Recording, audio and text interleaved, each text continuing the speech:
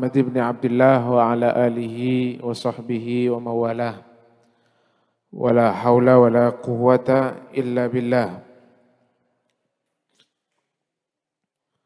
Bismillahirrahmanirrahim. Sekarang kita berada di tanggal 13 Maret, tepatnya tanggal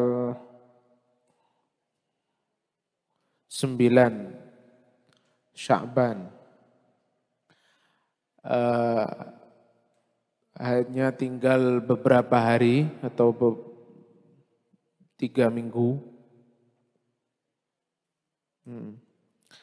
Kita akan masuk ke bulan Ramadan.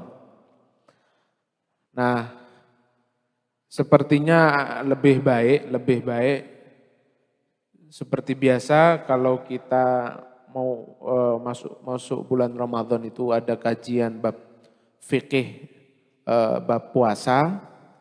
Ini alangkah baiknya jika bab puasa itu dibaca di bulan Sya'ban, karena kita dalam rangka juga mempersiapkan untuk memasuki bulan puasa. Jadi nanti masuk bulan Ramadan itu sudah siap.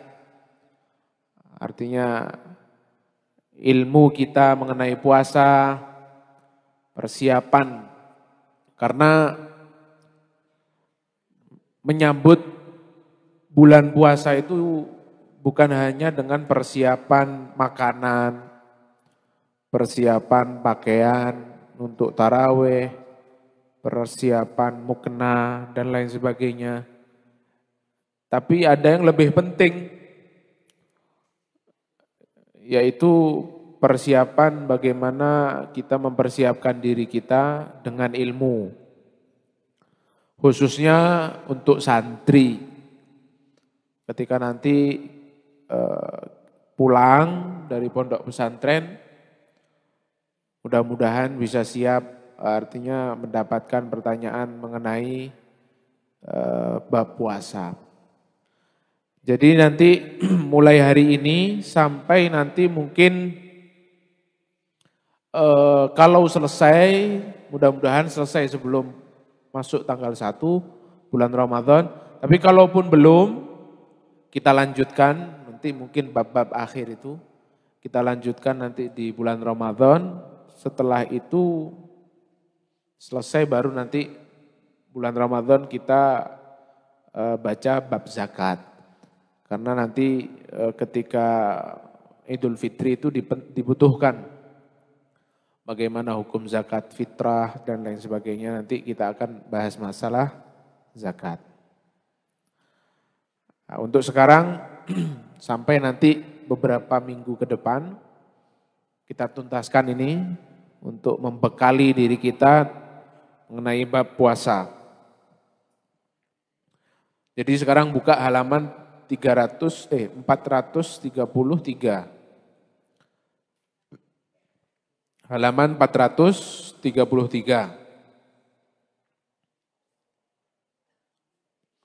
Ya.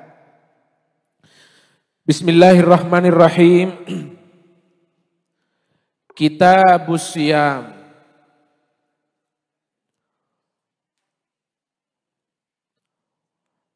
Ta'rifus shaum. Definisi puasa. Apa itu puasa?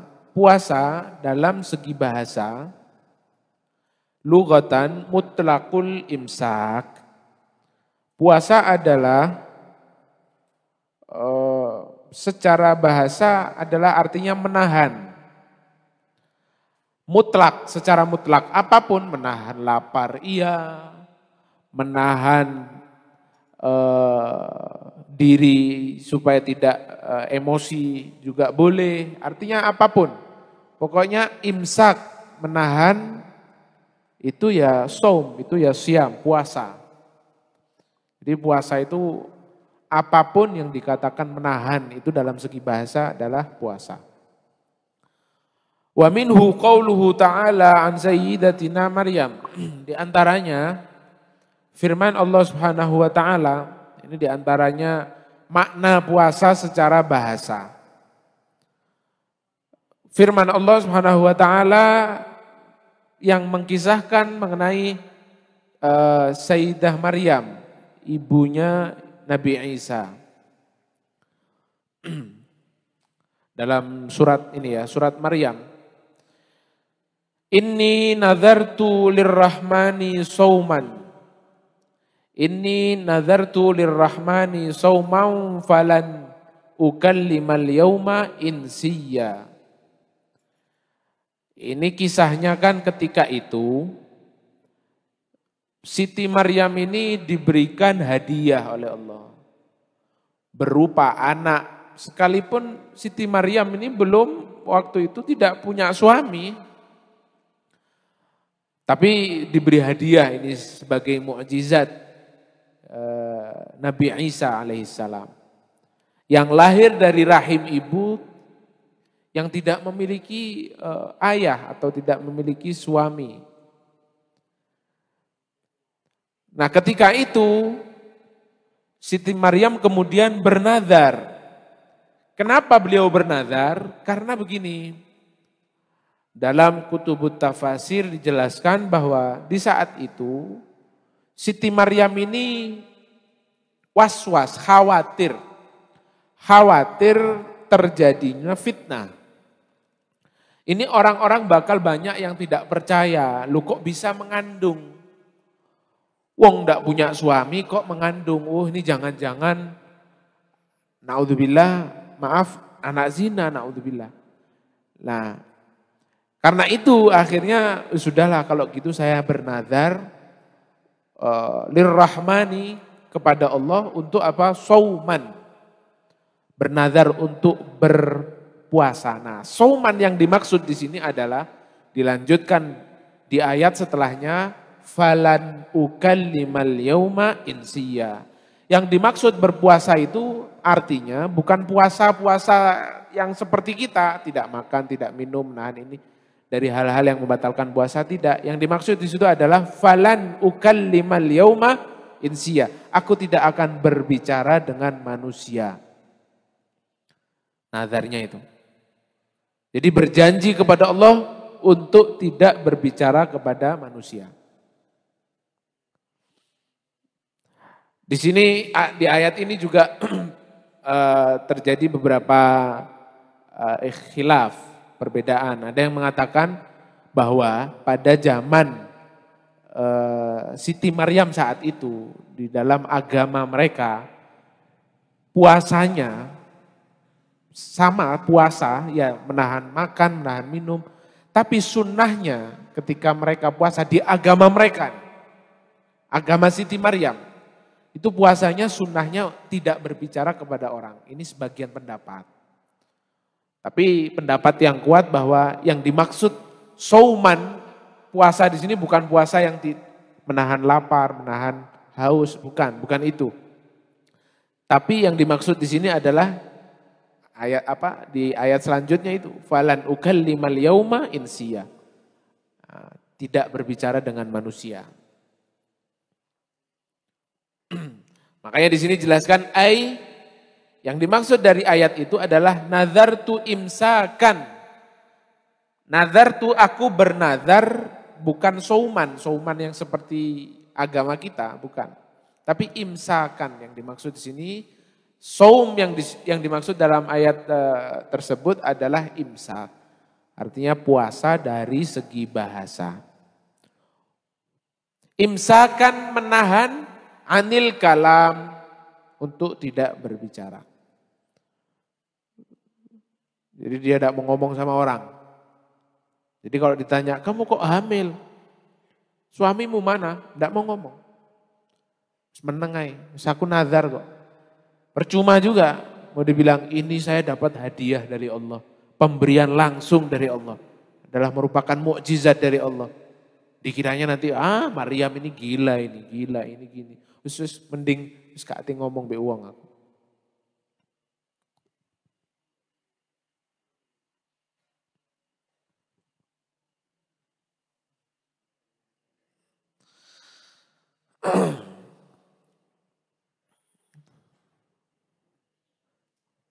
Adapun saya pernah beberapa kali dapat laporan.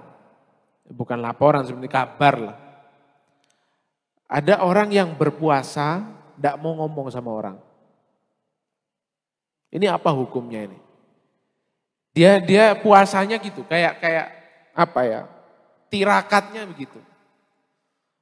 Bukan hanya tirakat, tidak mau makan daging, tidak mau makan nasi, makannya mutih tahu. Makannya nasi putih gitu aja, sama garam sudah. Itu biasa tirakat-tirakatnya orang Jawa, mutih. Terus biasanya ada juga beberapa yang tidak mau ngomong sama orang, tidak mau berbicara, diem terus. Selama dia berpuasa, selama dia tirakat tidak mau berbicara dengan orang. Nah, bagaimana hukumnya? Para ulama menjelaskan puasa atau puasa dengan tidak berbicara dengan orang itu tidak disyariatkan. Artinya tidak sunnah, ya boleh-boleh saja tidak apa-apa. Tapi lebih baik ditinggalkan, jangan dilakukan. Kenapa? Di dalam riwayat yang diriwayatkan oleh Ibnu Abi Hatim. Ini menarik. Dari Harithah, sahabat Nabi atau tabi'in. Ya, tabi'in berkata begini, dulu aku ketika berada di hadapan Abdullah bin Mas'ud, sahabat Nabi. Ada dua orang datang. Jadi Harithah ini cerita dulu aku ketika bersama Abdullah bin Mas'ud, ada dua orang laki-laki datang masuk ke rumah itu. Fasallama ahaduhuma. Yang satu mengucapkan salam kepada yang satunya lagi. Assalamualaikum. Walam yusallimil akhor, tapi yang satunya tidak menjawab salamnya. Dia diam, Assalamualaikum, dia diam. Ditanya sama Harithah, kenapa kamu tidak jawab salam dia? Masya'nuka. Kemudian sahabat-sahabat yang di sekitarnya itu tahu, oh ini orang, keadaan orang itu tahu. Sahabat-sahabatnya menjawab, karena dia tidak mau menjawab, kenapa kamu tidak jawab salam? Kok diem aja dari tadi? Dia diem, tidak mau jawab. Sahabat yang lain mengatakan, wahai Harithah, dia halafa alla yukalliman nas al-yaum. Dia berpuasa atau dia bersumpah untuk tidak berbicara dengan manusia. Untuk hari ini dia bersumpah untuk tidak berbicara dengan manusia. Hampir sama, nazar, sumpah sama. Nah, ketika mendengar itu Abdullah bin Mas'ud mengatakan, kallimin nas. Agak tegas nih perkataannya Abdullah bin Mas'ud.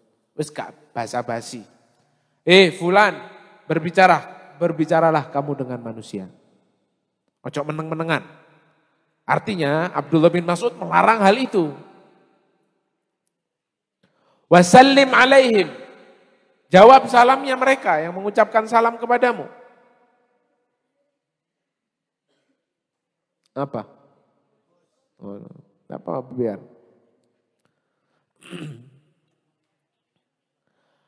Abdullah bin Mas'ud ketika mendengar itu seakan-akan melarang. Jangan diam-diaman. Berbicara kamu kepada manusia. Dan ucapkan salam kepada mereka. Nah, lihat apa yang terjadi. Lihat apa yang dikatakan oleh Abdullah bin Mas'ud. Fa'inna, ini perhatikan. Tilkamra'atin, fa'inna tilkamra'ah. Alimat, sesungguhnya wanita itu.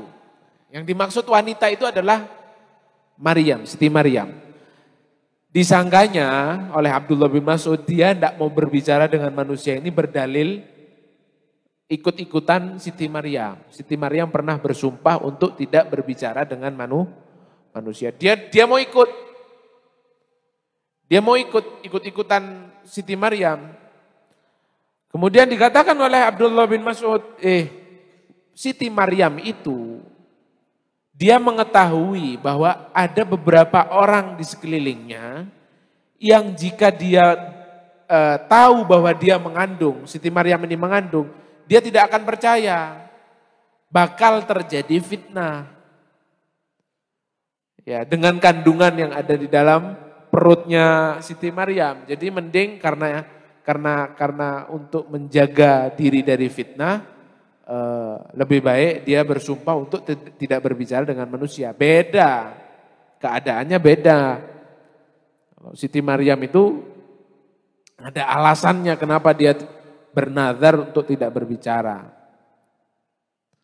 Jadi dari sini bisa disimpulkan bahwa tidak baik bersumpah untuk tidak berbicara dengan manusia. Apalagi hanya karena konflik atau masalah kecil di antara pertemanan, tetangga, ataupun apapun, masalah kecil, wah sumpah saya tidak kati nyopo, kati ngomong be wong iku. Tidak perlu sumpah-sumpah gitu, ya, tidak boleh. Nah, dihindari hal-hal yang demikian. Jadi ajaib, mukjizat ya, memang mukjizat Nabi. Allah itu kalau sudah ngasih kepada nabinya, apapun itu bisa terjadi ya, di luar akal manusia, khariqul adah. Namanya aja mu'jizat, mu'jiz, a'jaza yu'jizu, i'jazan, itu artinya melemahkan. Karena mukjizat itu melemahkan pola pikir kita untuk menolaknya. Tidak bisa. Loh memang tidak ada suaminya. Kok bisa mengandung? Mau diubek-ubek ya apa cara jawab? Tidak bisa.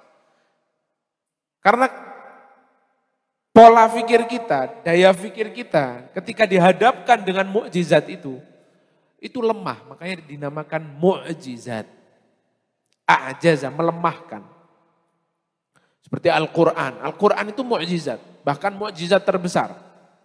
Kenapa dikatakan mukjizat? Karena tidak ada satupun orang yang bisa mengalahkan Al-Quran. Jika ada suatu perdebatan apapun, jika dihadapkan dengan Al-Quran, nas Al-Quran, perdebatan itu akan selesai. Melemahkan orang yang ingin menjatuhkan Al-Quran. Melemahkan orang yang ingin menjatuhkan Nabi, itu mukjizat.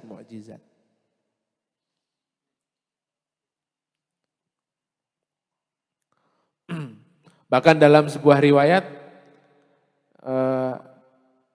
bahwa Siti Maryam ini mengandungnya dalam riwayat yang disebutkan oleh Ibnu Abbas. Nah, kalau sudah Ibnu Abbas ini jagonya tafsir. Yang didoakan langsung oleh Rasulullah bahwa alimhut ta'wil wahdihi ila sawa'is sabil. Ya Allah, ajarkan kepada Abdullah bin Abbas ini at-ta'wil. Ta'wil yang dimaksud di sini ya ilmu tafsir, mentakwil ayat. Jadi kalau urusan tafsir itu di antara para sahabat dan tabi'in, rujukan mereka itu ya Abdullah bin Abbas atau Ibnu Abbas. Kata Ibnu Abbas, dijelaskan dalam, kalau tidak salah tafsir Al-Qurtubi, bahwa Siti Maryam mengandungnya itu tidak seperti mengandungnya wanita yang pada umumnya 9 bulan, berapa hari, kemudian melahirkan. Ada yang 7 bulan, kalau 8 bulan prematur, kalau di 6 bulan prematur. Enggak, hamilnya enggak ada, kemudian ada masa trimester pertama, trimester kedua, trimester ketiga, enggak ada itu. Menurut Ibnu Abbas bahwa itu pemberian ketika beliau merasakan bahwa dirinya hamil, langsung melahirkan.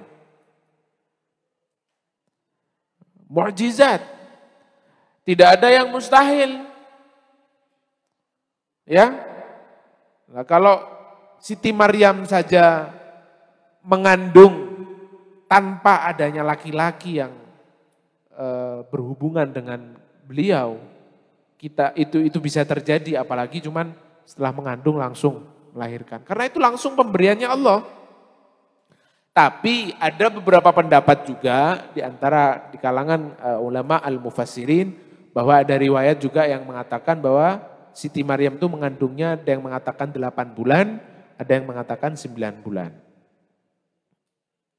Ya, yaitu termasuk nabi yang mulai dari proses wujudnya itu sudah ada mukjizatnya, yaitu Nabi Isa. Nabi Isa dari jangankan lahir, sebelum lahir sudah banyak mukjizatnya ya. Jadi Nabi Isa ini termasuk nabi yang tersohor, artinya mukjizatnya ini banyak diceritakan. Menghidupkan orang mati, ya kan. Tapi jangan kecil hati, ya. Kayak gini, dulu pernah mungkin di waktu saya sekolah, itu dengar guru agama itu kalau cerita mukjizatnya Nabi itu kan luar biasa ya dengan ekspresinya. Tapi yang diceritakan mukjizatnya itu Nabi Ibrahim, Nabi Musa yang tongkatnya bisa berubah jadi ular. Dulu anak-anak SD, anak-anak itu menganggap itu wah keren. Wih kerennya Nabi Musa tongkatnya bisa jadi ular. Terus kemudian bisa membelah lautan, merubah lautan jadi daratan. Wih kerennya. Kayak seakan kita terbayang bahwa film-film yang kita lihat di Dragon Ball itu memang iya, wah keren ya. Saya terbayang waktu itu gitu. Wah kalau Dragon Ball itu Kamehameha ya kan. Ya, tapi kalau Nabi Musa ini hanya dia pukulkan tongkatnya bisa lautan ini bisa terbelah jadi daratan bisa dilewati, keren. Nabi Ibrahim kebal dibakar sama Namrud, dilempar ke api. Katanya Allah dalam firman-Nya, ya narukuni barda wa salaman ala Ibrahim. Api, jadilah kau dingin. Ya, yang tadinya Namrud dia PD-nya diuncal. Wah, mati kon jadi ini Namrud. Ujung-ujungnya Ibrahim. Ya kasarannya kalau boleh saya ekspresikan. Aduh rek adem kademen aku. Iki golekno selimut, iki padahal dibakar. Aduh, ya kayak dimasuk di ruangan AC. Lalu katanya kuni bardan wasalaman. Jadilah wahai api kau dingin. Kademen tambahan. Golek selimut Nabi Ibrahim. Iya. Ya, kita jangankan dimasukkan ke api. Ruangan tidak ada ventilasinya aja kita kepanasan, ongkep sumuk golek. Ini Nabi Ibrahim dilempar ke api, di tengah-tengah bara api, kademen ya. Ya karena mukjizat, keren. Kita itu terbayang gitu dulu. Terus mukjizatnya Nabi Isa, orang mati dihidupkan bisa lagi. Weh, tapi ketika giliran Nabi Muhammad yang diceritakan mukjizatnya, itu dulu. Mukjizat Nabi Muhammad adalah Al-Quran. Dulu saya menganggapnya kok kurang keren ya. Ya, Quran. Coba apa gitu. Kurang keren apa tak bisa dirubah tadi. Bulan dirubah jadi kayak bal-balan umpama. Kok sih keren loh. Itu dulu. Tapi memang itu butuh waktu proses belajar. Ya karena masih polos, masih kecil ya. Ternyata menurut Al-Imam An-Nawawi, beliau menjelaskan bahwa mukjizat Al-Quran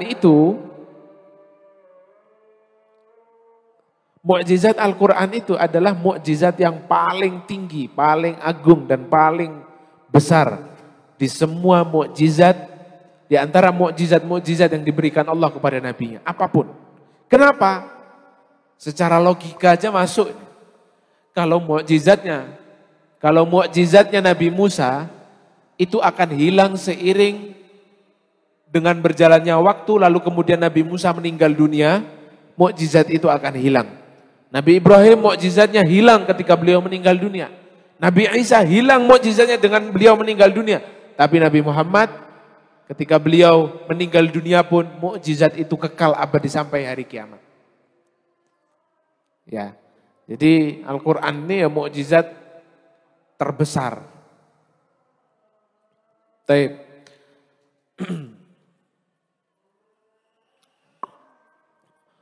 Kemudian selanjutnya wa minhu, di antaranya ini masih menjelaskan tentang bahwa puasa dalam segi bahasa. Wa minhu qaulu syair yasiful ma'arakah. Di antaranya perkataan seorang pujangga, penyair yang yasiful ma'arakah, yang sedang mensifati sebuah pertempuran di medan peperangan. Apa katanya? Khailun siyamun wa khailun ghairu sha'imah. Bukan sha'imah yang ada di TV, bukan. Sha'imah, sha'imatin. Khailun siyamun wa khailun ghairu sha'imah. Tahtal ajaji wa ukhra ta'alukul lujuma. Ada ini mensifati, menggambarkan medan peperangan saat itu. Pasukan-pasukan berkuda yang sedang siam. Bukan siam di sini artinya bukan berpuasa, tidak makan, tidak minum. Waduh, lek perang terus kuda dan ininya tidak dikasih makan, rek, ya lemes rek ya. Yang dimaksud siam di situ adalah diikat, imsak, ditahan. Ditahan pakai tali, diikat lah ya. Dan juga ada kuda-kuda yang ghairu sha'imah, tidak diikat, artinya dilepas begitu saja. Tahtal ajaj. Tahtal ajaj itu di atas debu-debu yang sedang bertebaran. Artinya mereka sedang dilepas dan berjalan. Kemudian karena dipasang pasir saat itu, debu ketika, tahu sendirilah. Ya seperti yang ada di film-film Ar-Risalah, ketika perang itu berkecamuk, kuda bala tentara sudah satu sama lain sudah bertemu, itu debu itu naik. Mereka mensifati itu sedang kudanya ini sudah banyak yang berlarian sehingga debu-debu itu bertebaran sehingga seakan ada di atas kuda-kuda itu, menutupi kuda-kuda itu. Wa ukhra ta'alukul lujuma, dan sebagian kuda-kuda itu sedang menggigit. Kuda itu ada kuda kan di sini masih? Masih ada kuda ya? Tidak ada.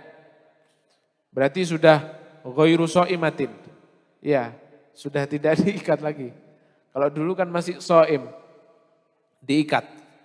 Kuda itu apa namanya? Hah? Pelana apa namanya? Yang biasanya dibuat,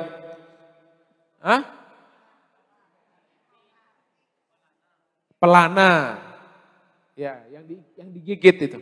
Itu yang dimaksud ta'alukul lujuma. Lujuma itu jamak dari lijam.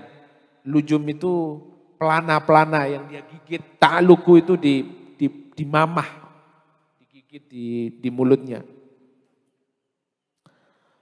Nah, ini hanya sekedar artinya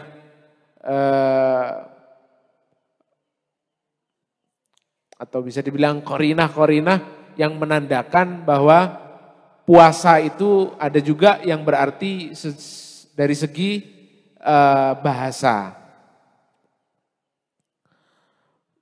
Yang artinya adalah imsak, mengikat atau menahan.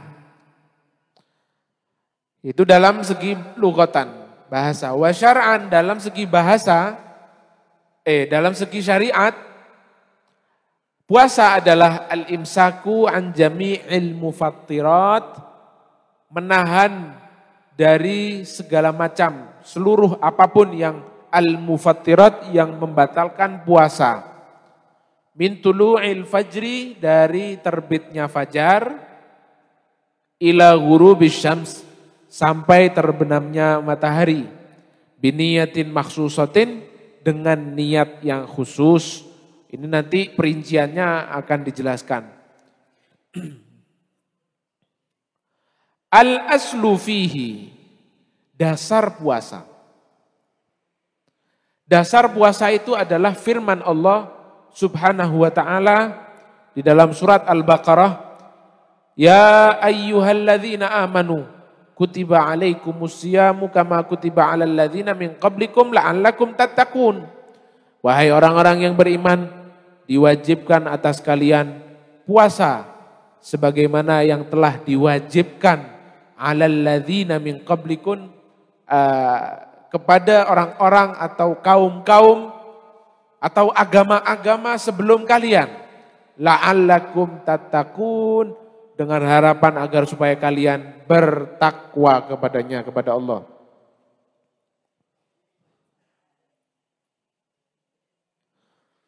Nah, dari ayat itu bisa kita ambil kesimpulan bahwa puasa ini memang bukan hanya untuk Nabi Muhammad sebenarnya dan umatnya. Puasa ini sudah ada di zaman-zaman terdahulu. Hanya mungkin prakteknya saja yang beda. Kalau kita puasanya mulai dari tulu'ul fajri, terbitnya fajar, sampai ya dengan cara-cara, dengan niat-niat yang diajarkan nanti, ada cara-cara khusus lah. Ya, memang puasa itu sudah ada di agamanya Nabi Ibrahim. Bahkan dalam kitab-kitab tafsir dijelaskan bahkan hattal wathani. Sampai penyembah-penyembah berhala, dalam beberapa riwayat dijelaskan mereka itu ada tradisi atau ajaran puasa. Cuman memang beda puasanya dengan puasanya kita. Penyembah berhala, orang-orang kafir Quraisy saat itu mereka ada puasa. Makanya di situ disebutkan gini, kama kutiba alal ladzina min qabl, sebagaimana yang telah diwajibkan. Nah, di sini kalau kita belajar balaghah, di situ ada namanya tasbih. Tapi tasbihnya itu mursal. Kalau di dalam kitab-kitab tafsir itu dijelaskan bahwa yang dimaksud tasbihnya di situ kan sama seperti orang-orang sebelum kalian diwajibkan. Yang sama itu kewajibannya, bukan caranya.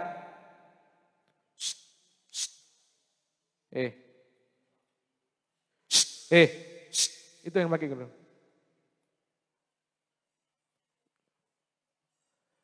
Yang sama itu bukan caranya. Makanya di sini kama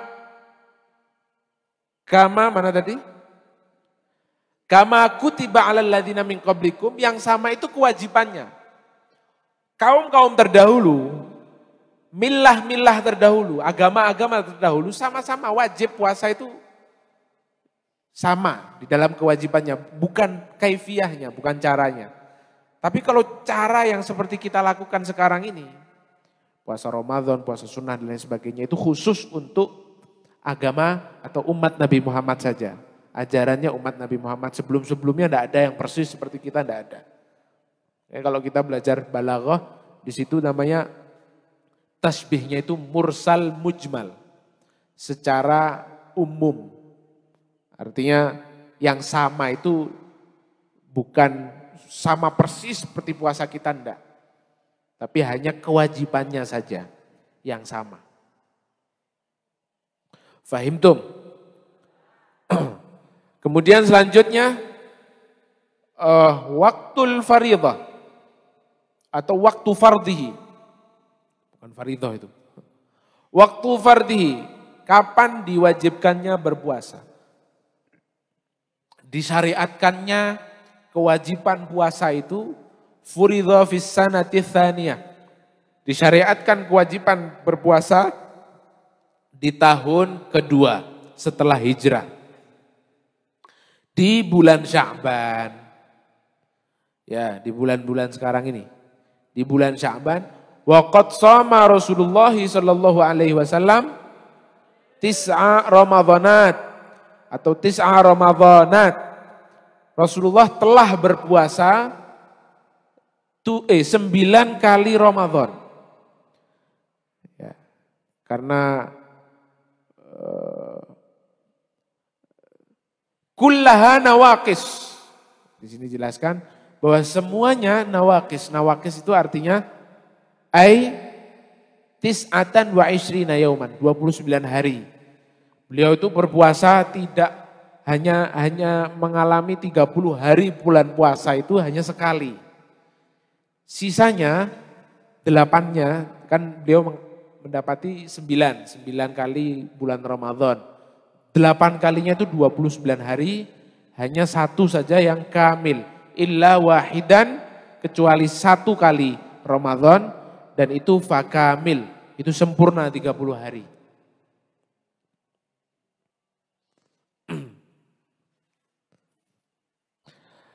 Kemudian syahrul Ramadan, ini kita sedikit disinggung di sini mengenai keutamaan bulan Ramadan.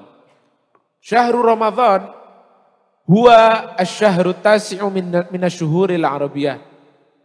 Ramadan itu adalah bulan ke-9 daripada bulan-bulan Arab. Wa huwa afdhalus syuhur, dan bulan Ramadan itu paling utamanya bulan-bulan yang ada. Sebagaimana riwayat pernah Rasulullah bersabda, Ramadan sayyidus syuhur. Pemimpinnya bulan adalah bulan Ramadan. Sebagaimana pemimpinnya hari yaitu hari Jumat. Kalau pemimpinnya bulan yaitu bulan Ramadan.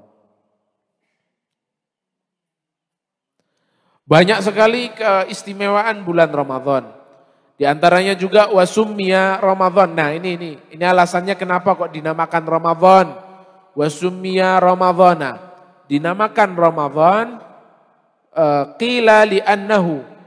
Ada beberapa pendapat mengatakan bahwa kenapa dinamakan bulan Ramadan, karena indama wadha'al arabu asma asyuhur. Di saat itu, di saat orang-orang Arab ingin menentukan nama-nama bulan. Ini nama bulannya apa, ini apa. Biasanya tergantung apa di situ terjadi apa. Dicocokkan dengan kejadian-kejadian di saat itu. Wafaqa hadza syahr. Kok kebetulan bulan itu yang tadinya belum punya nama ini, yang Ramadan tadi itu. Wafaqa hadza syahru syiddatal har. Kok kebetulan saat itu musimnya sangat panas. Syiddatal har, sangat panas.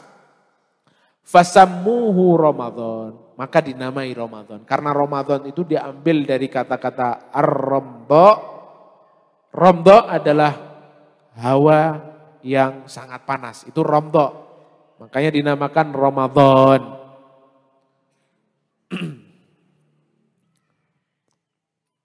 Makanya kenapa ada sempat terjadi pembahasan yang agak panjang mengenai bagaimana hukumnya orang yang menyebut Ramadan itu hanya Ramadan gitu saja. Padahal itu kan nama bulan. Seharusnya kalau mau lengkapkan syahrul Ramadan, bulan Ramadan. Itu tidak ada tanda tanya. Kalau kita di Arab, ini sekarang apa? Sekarang Ramadan. Ramadan ini kan diambil dari kata ramdha. Hawa yang panas. Kalau saat itu dingin kan bingung orang loh. Ramadan dari mana? Sekarang musim dingin kan gitu. Lah kalau orang disebutkan syahrul Ramadan kan tidak bertanya-tanya lagi. Oh yang dimaksud adalah bulan Ramadan. Nah bagaimana hukum menyebut bulan Ramadan itu dengan Ramadan saja. Tanpa adanya syahru. Tanpa adanya bulan Ramadan. Nyanyian. Marhaban ya Ramadan. Marhaban ya Sarosiam. Iya kan? Marhaban ya Ramadan. Ya Ramadan. Sebagian para ulama menyebutkan bahwa menyebut bulan Ramadan dengan Ramadan saja tanpa adanya bulan atau syahru itu makruh. Apa hukumnya? Sebagian pendapat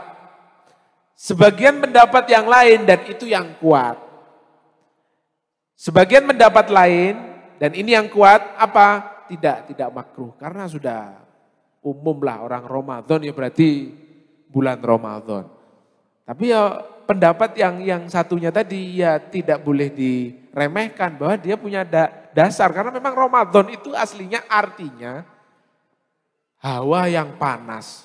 Mosok marhaban ya Ramadan, selamat datang wahai hawa panas, selamat datang wahai hawa panas. Ya apa? Kan gitu secara bahasa kan gitu. Kecuali marhaban ya syahra Ramadan, lah itu masuk ya. Tapi kalau ya Ramadan, itu yang jadi masalah. Nah ini hukumnya enggak apa-apa. Secara pendapat yang kuat, enggak apa-apa ya Ramadan. Sekarang bulan apa? Ramadan. Kapan nanti kita akan begini? Ramadan nanti. Nah, itu yang dimaksud bulan Ramadan nanti. Enggak apa-apa, enggak makruh. Tapi ada sebagian pendapat makruh hukumnya.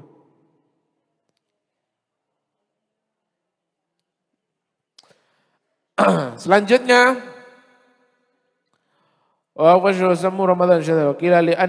wakila di sebagian pendapat yang lain alasannya dinamai bulan Ramadan karena li'annahu yarmidudz dzunub. Yarmidhu, Ramadha yarmidhu. Ramadha yarmidhu. Membakar. Li'annahu yarmidhu membakar adz-dzunub, dosa-dosa. Yang dimaksud adalah yahriquha, membakar dosa-dosa itu. Ya, pendapat pertama karena di saat itu musimnya sedang panas-panasnya, sehingga dinamakan Ramadan. Di satu pendapat lain mengatakan bahwa Ramadan dari kata yarmidu, membakar. Maksudnya apa yang dibakar? Dosa-dosa yang dibakar. Makanya katanya Rasulullah, sungguh celaka bagi orang yang melalui bulan Ramadan. Tapi ketika selesai bulan Ramadan, ada dosanya yang terlewatkan yang belum diampuni oleh Allah. Celaka, kenapa? Kebacut.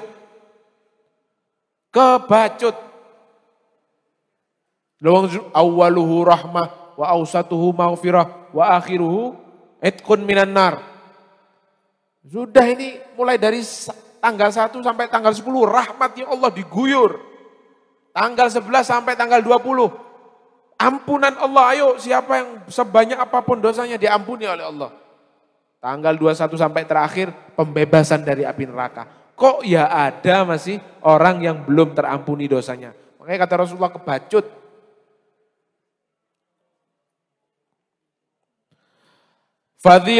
Fadilatus saum, keutamaan puasa. Al-ayatu wal ahaditsu katsiratun fi dzalik. Ayat dan juga hadis-hadis banyak sekali mengenai keutamaan bulan puasa, keutamaan berpuasa. Wa minha qauluhu ta'ala, di antaranya juga firman Allah, kulu washrabu hani'am bima aslaftum fil ayyamil khaliyah. Ini surat Al-Haqqah ini ya. Oh iya. Kulu washrabu hani'am bima aslaftum fil ayyamil khaliyah. Apa itu, ada yang hafal surat Al-Haqqah? Falamma utiya kitabahu biyaminih fayaqulu ha'umuqra'u kitabiyah inni dhanantu anni mulaqin hisabiyah fi jannatin inni dhanantu anni mulaqin hisabiyah qutufuha daniyah kulu washrabu hani'am bima aslaftum fil ayyamil khaliyah. Nah ini ceritanya, ini kok tiba-tiba makanlah kalian dan minumlah kalian hani'an dengan tenang bima aslaftum, karena sebab kalian telah melewati al-ayyamil khaliyah. Ini apa ini? Mengenai apa dulu ini? Kalau kita baca ayat sebelumnya, ini menjelaskan ketika Allah, ketika ashabul yamin atau orang-orang yang beriman di saat itu menerima catatan amalnya setelah dihisab oleh Allah, diberikan catatan amalnya melalui tangan kanannya, yang artinya dia bebas, yang dia artinya selamat dari proses hisab. Di saat itu baru, ayo wis kono. Kulu washrabu hani'am bima aslaftum fil ayyamil khaliyah. Makan sak puas-puasnya, minum. Nikmatilah kenikmatan itu. Karena kalian telah melewati al-ayyamil khaliyah. Hari-hari yang kosong. Maksud al-ayyamil khaliyah, para ulama tafsir ini juga berbeda pendapat. Ada yang memaknai al-ayyamil khaliyah itu adalah karena kalian telah melewati kehidupan kalian yang ada di dunia yang fana itu. Artinya lulus, hidup di dunia lulus, predikatnya lulus, artinya lulus ini tidak sampai terjerumus ke dalam api neraka. Ada juga yang al-ayyamil khaliyah itu yang dimaksud adalah hari-hari puasa, yaitu bulan Ramadan. Balasannya yang kalian mungkin sering menahan lapar, tabah, untuk tidak makan, tidak minum, menahan syahwat dan lain sebagainya. Sekarang diganjar oleh Allah untuk makan, minum, nikmatilah apa yang kau akan dapati nanti di surga. Karena kalian telah bersabar melewati bulan Ramadan. Ayyam khaliyah di situ dikatakan adalah bulan Ramadan. Nah, di sini dikatakan qala Waqi' wa ghairuhu fi hadhil ayah. Nah, ini Al-Imam Waqi' mengatakan yang dimaksud al-ayyamil khaliyah adalah ayyamus shaum, hari-hari puasa, yaitu ya bulan Ramadan. Kenapa dikatakan ayyamul khaliyah, hari-hari kosong? Khaliyah itu apa artinya? Kosong. Kenapa kosong? Yang dimaksud kosong di situ adalah karena mereka kosong perutnya dari makanan, kosong perutnya dari minuman. Itu yang dimaksud al-khaliyah. Dan juga keutamaan puasa yang lainnya adalah firman Allah, was-shaimina was-shaimat wal hafidhina furujahum wal hafidhati wadh-dhakirina Allaha katsira wadh-dhakirati a'adda lahum maghfiratan wa ajran 'azima. Orang-orang yang berpuasa dari kalangan laki-laki dan perempuan dan orang yang menjaga kehormatannya dari kalangan laki-laki dan perempuan, wadh-dhakirina dan orang-orang yang senantiasa berzikir kepada Allah dengan zikir yang banyak. A'addallahu lahum, Allah mempersiapkan untuk mereka semua maghfiratan, ampunan, wa ajran 'azima, dan ganjaran atau pahala yang sangat amat agung, sangat besar, sangat banyak. Wa fil haditsil qudsi, dan di dalam hadis qudsi anillahi, Allah Subhanahu wa taala pernah mengatakan kullu hasanatin, setiap kebaikan, bi asyri amsalihha, itu mendapatkan ganjaran 10 kali lipatnya. Sampai bisa dikali lagi sampai sab'imi'ati dhi'f. Sampai 700 kali lipat. Kebaikan itu bisa dilipat gandakan sampai 10 sampai 700. Pahalanya ini yang didapat ini, kita ini bisnis ini, urusan bisnis sama Gusti Allah tidak ada riwayatnya rugi, gak mungkin rugi. Ono untung, untungnya banyak. Illa siyam, kecuali puasa. Fahuwali, puasa itu untukku. Wa ana ajzi bih, dan aku yang akan membalasnya langsung. Coba perhatikan pelan-pelan. Perhatikan pelan-pelan. Loh, ini ada yang mengganjal sedikit. Kenapa? Masalahnya di sini. Setiap amal, setiap kebaikan, apapun, sholat, ngaji Al-Quran, sodakoh, haji, umroh, dan lain sebagainya, itu bisa dapat berlipat-lipat ganda dari Allah. Katanya 10 sampai 700. Ada ukurannya sudah. Kecuali puasa. Fahuwali, puasa itu untukku. Nah, ini masalahnya di mana? Masalahnya, loh, berarti Amal-amal yang lain itu bukan untuk Allah. Haji, puasa, haji, sholat, sodako, umroh, dan lain sebagainya. Apakah itu bukan untuk Allah? Semua untuk Allah. Maksudnya apa di sini? Bahkan dalam riwayat lain, dalam hadis lain mengatakan begini. Dalam hadis qudsi, kullu amal ibni adama huwa lahu illa shaum fahuwa fa innahu li wa ana azzibi. Setiap amalan ibadah hambaku, hamba Allah itu untuknya. Sholat untuk dia, zakat untuk dia, haji untuk dia, umroh untuk dia. Kecuali puasa, puasa itu untukku. Dan aku yang akan mengganjar langsung. Ini ada, kalau orang hanya membaca tanpa ada syarah-syarah hadis yang atau referensi-referensi lain yang kita baca, ini agak bingung loh kok. Berarti haji, umroh itu yang membalas bukan Allah. Wong di sini yang dikatakan yang dibalas oleh Allah langsung, yang diganjar oleh Allah langsung itu hanya puasa. Sholat berarti siapa yang mengganjar? Malaikat? Enggak. Tetap Allah, semua yang mengganjar itu Allah. Semua amal ibadah untuk Allah. Kenapa kok puasa ini beda sendiri? Dikatakan kok kayak seperti memiliki keistimewaan tersendiri. Ya. Allah memilih puasa ini dikatakan bahwa puasa itu untukku. Karena apa? Para ulama diantaranya Al-Imam Ibnu Hajar Al-Asqalani dalam Fathul Bari, dalam Sahih Al-Bukhari, syarahnya Sahih Al-Bukhari itu menjelaskan bahwa menukil pendapatnya Al-Imam Al-Qurtubi. Beliau pernah menjelaskan bahwa kenapa kok puasa dikatakan untuk Allah dan aku yang akan membalas puasa itu sendiri. Karena puasa itu ibadah yang paling jauh potensinya dari riya.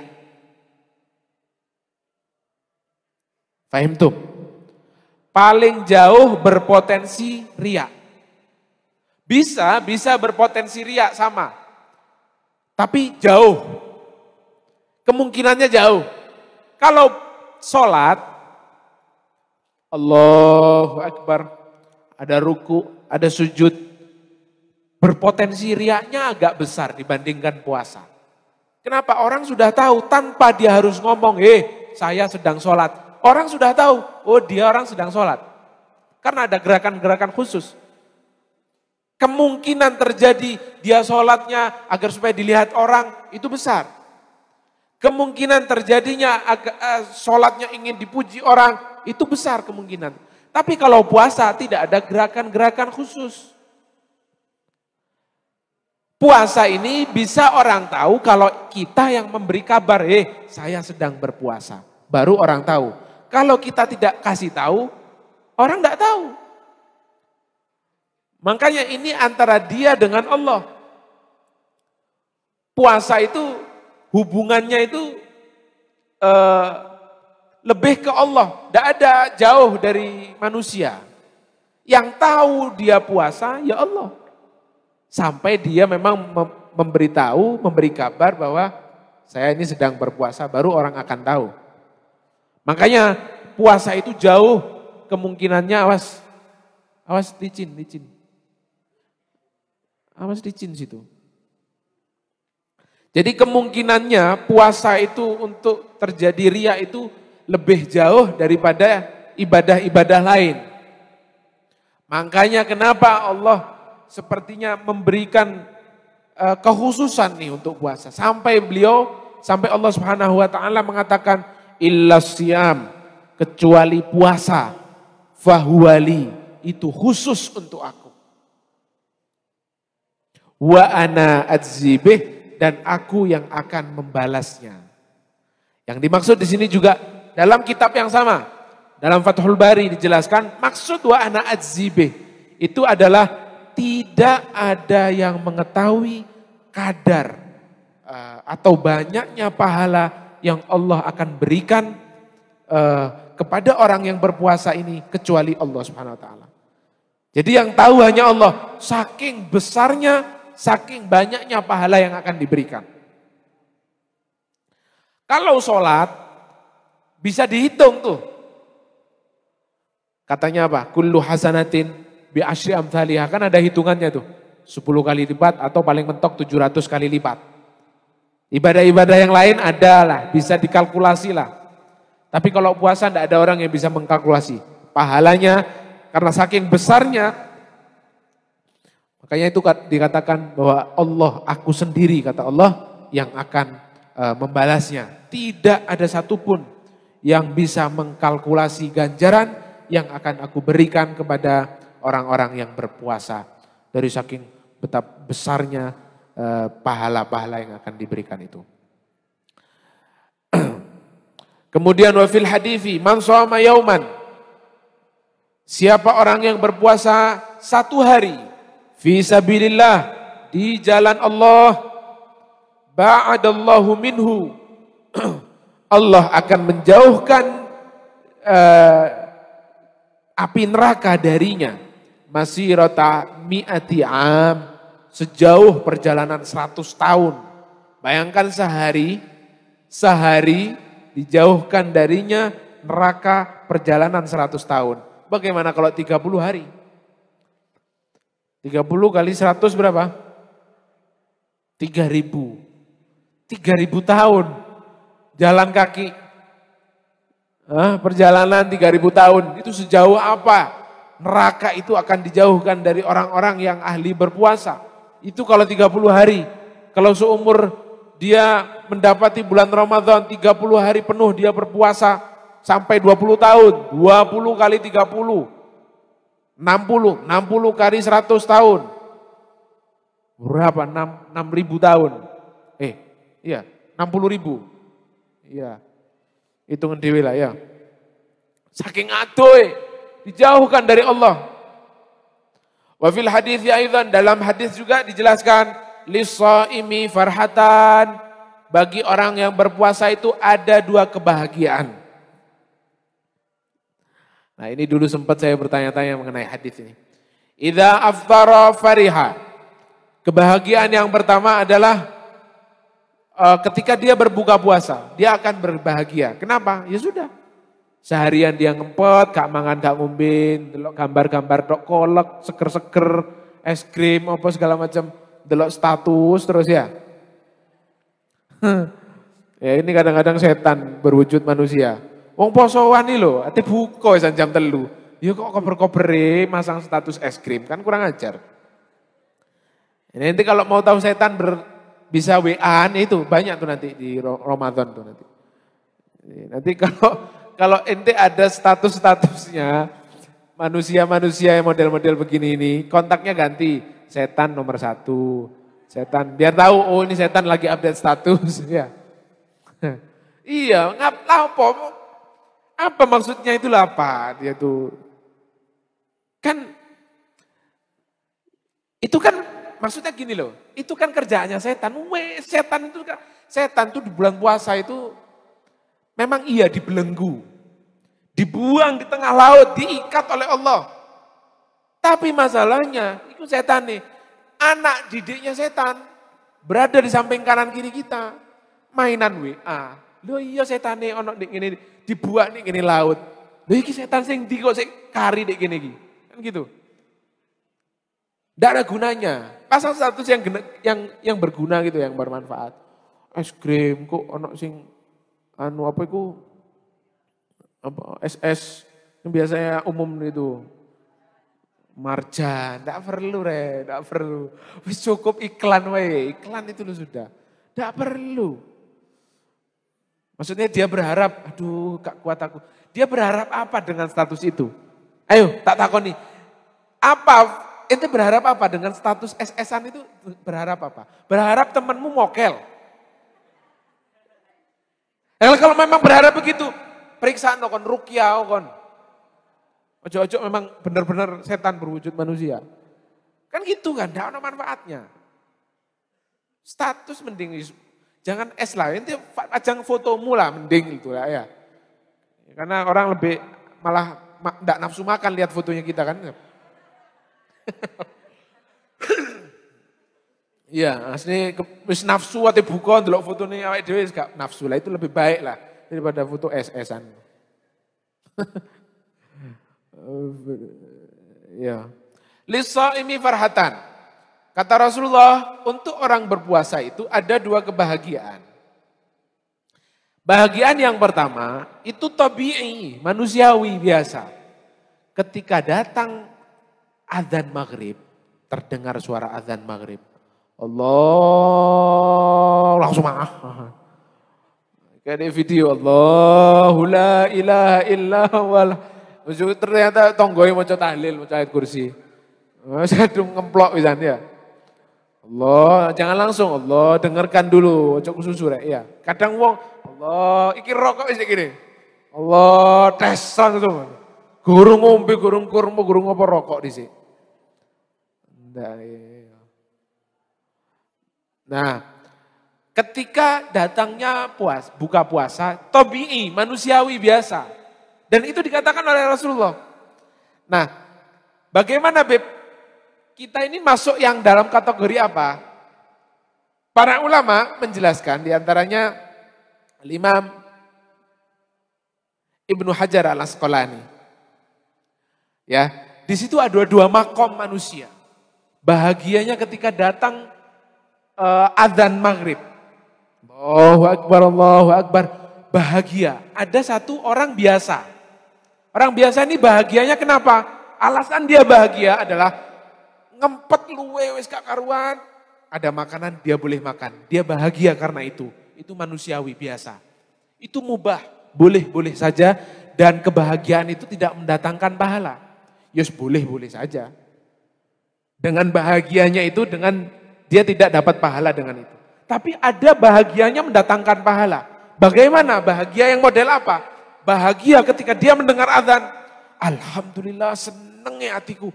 Bisa sempurna menjalankan perintah Allah satu harian ini. Seharian ini saya sempurna menjalankan perintah Allah.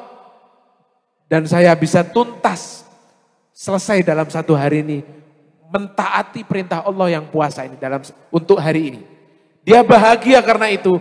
Dan ini kata Imam Ibnu Hajar mendapatkan. Dan ini mandub sunnah. Dapat pahala. Dengan seneng itu ganjaran. Seneng tok, gurung mangani. Iftar itu sendiri, membatalkan puasa itu sendiri sunnah. Sunnah dapat pahala. Ini kalau kita mau yang masuk yang nomor berapa ini? Tergantung ya. Tergantung kadar keimanan seseorang. Semakin tinggi, dia akan masuk ke martabat atau kedudukan yang nomor 2 tadi. Ketika dia bisa merasakan puas dengan melaksanakan perintah Allah Subhanahu wa taala. Ada yang orang ingin merasakan, wis gak kuat aku. Senenge iso mangan, senenge iso BST. Yang seharian ini saya lihat status itu, kurang ajar ya kan? Status kurang ajar itu, akhirnya saya bisa minum sekarang. Dengan kepuasan itu, dengan senang cuman hanya sekedar begitu. Ya, itu martabat yang pertama yang manusiawi, boleh-boleh saja tapi tidak dapat ganjaran ya.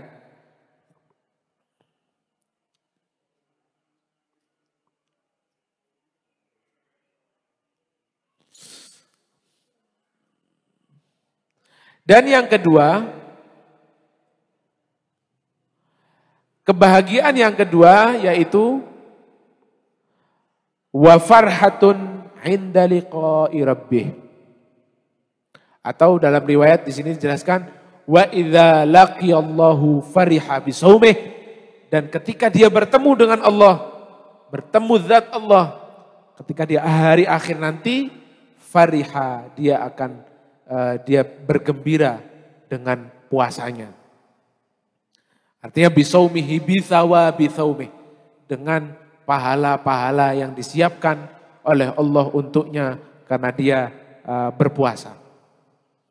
Wa fil hadits kadzalik. Nah, ini dalilnya buat anak pondok. Cocok. Tapi hati-hati ya. Ini bukan buat pondasi atau dalil untuk kita amalkan sehari-hari. Apa kata Rasulullah? Somtu shaimi tasbih. Diamnya orang yang berpuasa itu tasbih. Wis ora usah maca Quran bib tasbihan tok insyaallah. Ya, artinya bukan. Ini hanya menjelaskan betapa agungnya orang yang berpuasa. Sampai diamnya saja adalah tasbih. Wa naumuhu ibadah, dan tidurnya adalah ibadah. Wes. Wa du'auhu mustajab, dan doanya mustajab. Mumpung bulan 30 hari bulan puasa, bulan Ramadan ini, jangan tulis hajat-hajat kita, apa yang kita hajatkan, minta sama Allah. Ketika sholat tarawih, ketika sholat, setelah sholat fardu dan lain sebagainya, minta, sampaikan hajat-hajat kita kepada Allah. Saat itu Allah mengijabahi doa-doa hambanya. Wa amaluhu mudha'af, dan amal-amalnya dilipat gandakan oleh Allah.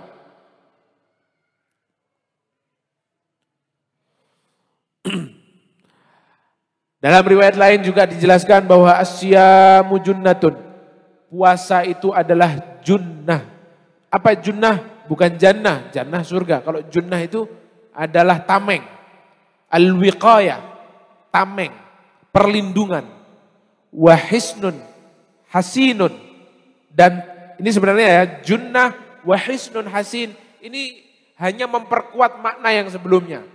Maknanya hampir sama. Tameng, perlindungan, perlindungan yang melindungi. Hisnun, tameng, atau perlindungan yang hasinun, yang melindungi seorang yang berpuasa itu minan nar, dari api neraka. Seperti sebagaimana yang disabdakan Nabi, wa akhiruhu itqun minan nar, dan akhir daripada 10 hari terakhir daripada bulan Ramadan adalah pembebasan hamba-hambanya, siapapun itu, dari api neraka. Pembebasan dari api neraka ini maknanya, ya, iling-iling. Pembebasan dari api neraka ini bukan kemudian orang yang sudah masuk neraka diangkat, enggak, karena sekarang masih ada orangnya. Belum ada yang masuk neraka, kan neraka itu nanti. Artinya ini predikat. Predikat yang diberikan oleh Allah. Ijazah yang diberikan, sertifikat atau sertifikat ya. Sertifikat yang diberikan oleh Allah. Ini loh, sertifikatnya lulus, kumlot. Nah, kalau ini nanti di akhir bulan Ramadan, sertifikatnya bukan hanya lulus, tapi adalah pembebasan dari api neraka. Yang jika kita bawa sertifikat itu, ya kasarannya kita berikan nih loh malaikat, aku soleh sertifikat, ya wis lolos, mlebu swarga. Amin. Ya, jadi jangan sia-siakan 10 hari pertama rahmat, 10 hari kedua maghfirah, 10 hari terakhir ini, ya. Ini yang lebih istimewa lagi, yaitu pembebasan api neraka. Orang itu hajatnya, kalau hajatul akhirah, kenapa hajatid dunya bil maisarah, wa hajatil akhirati bil maghfirah. Kenapa hajat akhirat itu bil maghfirah? Ya karena itu tujuannya manusia hidup di dunia, ingin di akhirat itu diampuni, tidak ada keinginan lain. Ayo ente kepingin surga, tidak mungkin surga terus nggawa dosa, itu tidak mungkin. Orang yang masuk surga itu kalau dosanya sudah luntur, sudah diampuni oleh Allah. Orang hajat utama yang diinginkan hamba, yang waras ya, bukan yang gila. Itu adalah kalau di akhirat ya inginnya ya pengen merasa, dia sadar di dunia banyak berbuat dosa, ya dia ingin nanti di akhirat diampuni. Dan nanti di 10 hari terakhir bulan Ramadan, momentum yang paling tepat untuk kita mendapatkan predikat atau sertifikat dari Allah, yaitu pembebasan dari api neraka. Amin ya rabbal alamin. Wallahu a'lam bishawab. Subhanakallahumma wa bihamdika asyhadu an la ilaha illa anta astaghfiruka wa atubu ilaik. Subhanakallahumma wa bihamdika asyhadu an la ilaha illa anta astaghfiruka wa atubu ilaik. Subhanakallahumma wa bihamdika astaghfiruka wa atubu ilaik. Wa rabbika rabbil izzati amma yasifun. Wa salamun ala mursalin walhamdulillahi rabbil alamin. على هذه النية وكل صالحة جامعة شاملة من خيرات الدنيا والآخرة بسم أسرار الفاتحة. أعوذ بالله من الشيطان الرجيم. بسم الله الرحمن الرحيم. الحمد لله رب العالمين الرحمن الرحيم مالك يوم الدين إياك نعبد وإياك نستعين Ihdinas siratal mustaqim, siratal ladzina an'amta 'alaihim ghairil maghdubi 'alaihim waladdallin. Amin.